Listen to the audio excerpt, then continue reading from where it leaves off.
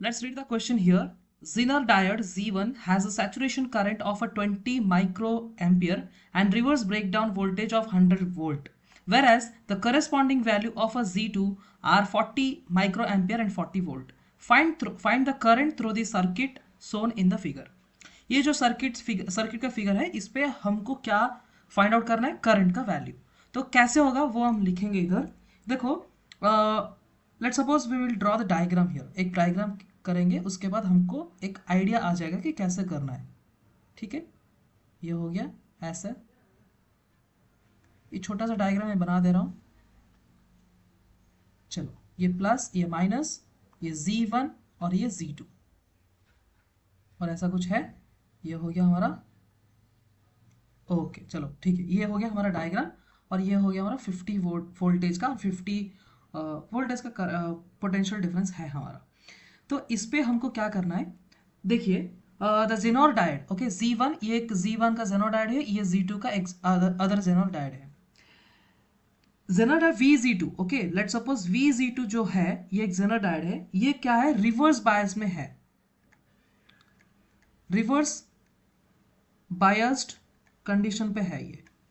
उसके साथ साथ VZ1 जो है, मतलब वोल्टेज ऑफ Z1 डायोड, ये क्या है, फॉरवर्ड बायस में है.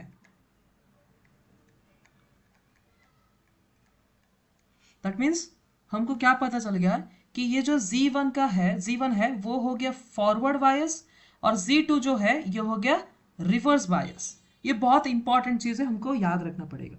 अब देखो, as both Jenner diodes VZ1, मतलब ये जो Z1 एंड Z2 है, both diodes are connected in which type they are connected, मतलब वो दोनों कनेक्ट कैसे हुए हैं, सीरीज लाइन पे कनेक्ट हुए हैं. हमको वो कॉन्सेप्ट लिखना पड़ेगा कि Z1 and Z2 both the diodes are connected in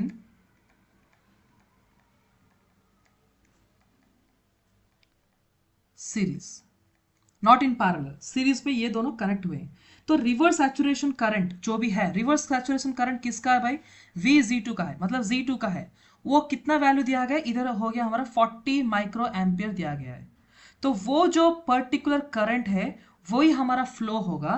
okay, वही हमारा करंट होगा, मतलब वही हमारा करंट जो कि सर्किट पे फ्लो हो रहा है. लेकिन कौन सा डायरेक्शन पे, वो हमको बहुत इंपॉर्टेंट चीज है, वो हमको याद रखना कैसे करना है. तो ये जो 40 एम्पियर का Z2, 40 माइक्रो एम्पियर का, okay, 40 micro ampere of Z2 diode. Okay, Z2 diode वो रिवर्स सैचुरेशन पे घूम रहा है through the circuit. Okay, through the circuit with a current flow of 40 micro ampere. क्योंकि हमारा जो पर्टिकुलर सेल है वो 50 वोल्टेज का है, और ये 50 वोल्टेज जो पोटेंशियल हमारा लगा है. ओके, तो सर्किट पे जो 50 वोल्टेज का जो भी सेल लगा है वो कैसे अपियर कर रहा है, रिवर्स बायस की तरह अपियर कर रहा है. रिवर्स बायस की तरह अपियर कर रहा है. उसके वजह से 40 micro ampere from Z2 will take into the reverse saturation.